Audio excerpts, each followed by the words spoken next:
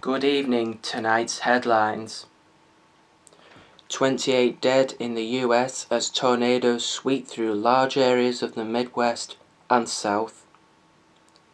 BP reaches a £4.9 billion deal with thousands of people hit by the oil giant's Gulf of Mexico disaster. And Prince Harry becomes a royal crowd pleaser during his first encounter with the people of Belize.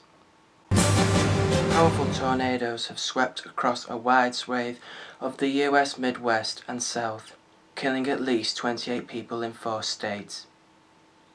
The twisters splintered homes, damaged a prison, and tossed around vehicles across the region, leaving at least 13 people dead alone in southern Indiana, another 12 in neighboring Kentucky, 2 more in Ohio, and 1 in Alabama.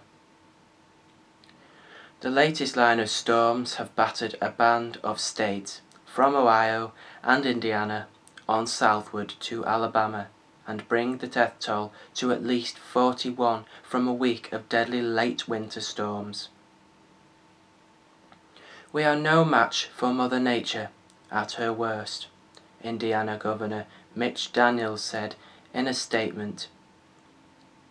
Storm warnings were issued throughout the day from the Midwest to the Southeast, and schools and businesses were closed ahead of the storms after a series of tornadoes earlier in the week killed 13 people in Kansas, Missouri, Illinois, and Tennessee.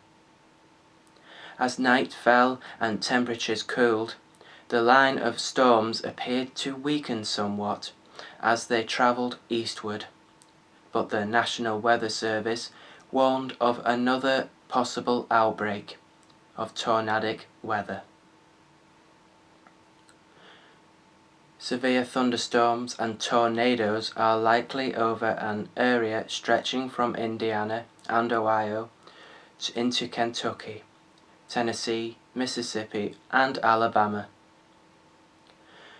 This week's violent storms have raised fears that 2012 will be another bad year for tornadoes after 550 deaths in the US were blamed on twisters last year, the deadliest year in nearly a century, according to the National Weather Service. BP has reached a £4.9 billion deal with thousands of people hit by the oil giant's Gulf of Mexico disaster. The company said it expected the money to come from the £12.6 billion compensation fund that it set up following the Deepwater Horizon oil rig explosion in 2010, the worst spill in US history. BP stressed the proposed settlement was not an admission of liability. The ground's chief executive, Bob Dudley, said, "From the beginning, BP stepped up to meet our obligations to the communities in the Gulf Coast region, and we've worked hard to deliver on that commitment for nearly 2 years."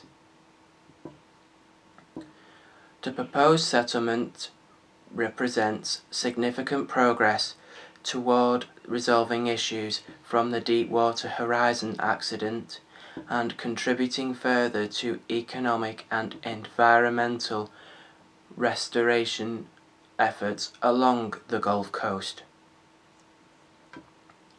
BP still has to resolve claims by the US government, Gulf states, and its partners in the doomed Deepwater Horizon project, in which pressure from a well a mile below the ocean's surface blew up a massive drilling rig, killing 11 men and spewing oil into the sea for nearly 3 months. Finally, Prince Harry has become a rum-drinking, street-dancing, crowd-pleasing royal during his first encounter with the people of Belize. The prince had come to name a street in honour of his grandmother, the Queen, and to sample the country's culture as he began his Diamond Jubilee tour in tribute to the monarch.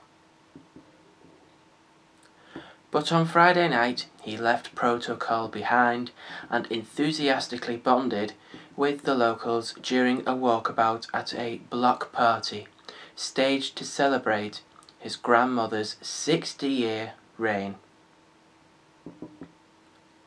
The party prince knocked back shots of rum, played the fool as he sampled local dishes, and became King Creole for the night, dancing with women and leaving others screaming his name as he went on a walkabout. He charmed the crowds during a speech, joking with a heckler who told him to speak louder and telling the audience it was stuck with him, representing the Queen. When the third in line to the throne took the hand of Denise Encries, 36, who was part of Creole, sometimes known as Creole performance, he told her, "Let's dance a little bit, not too much." Dressed in a traditional Belize shirt, a gift from the Governor General Sir Colville Young, Harry twirled the Creative Arts Development Officer, who performed a Brooke Dong Bram with the Royal. That's it from GAP's Weekend News Team. Goodbye.